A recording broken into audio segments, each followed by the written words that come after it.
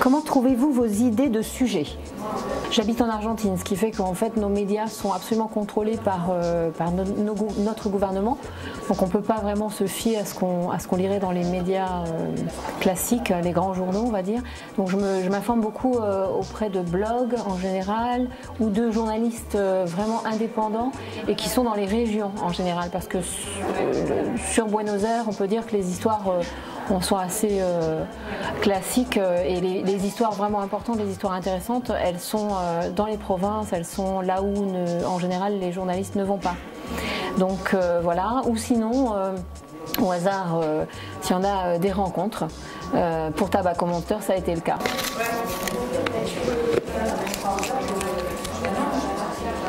Est-ce que vous avez d'autres projets?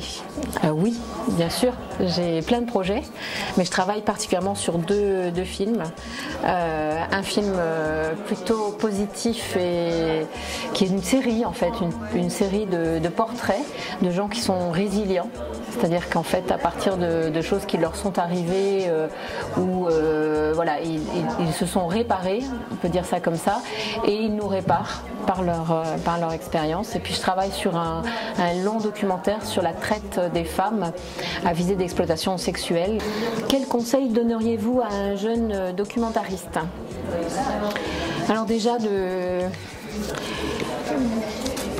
se fier à son intuition, fondamentalement, de suivre toujours son intuition, son envie, de persévérer,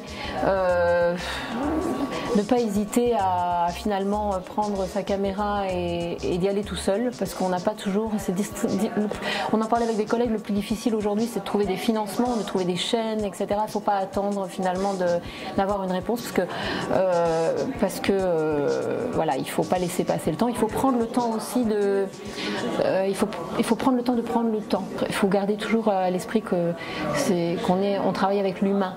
On travaille donc avec le cœur avant tout. Et voilà.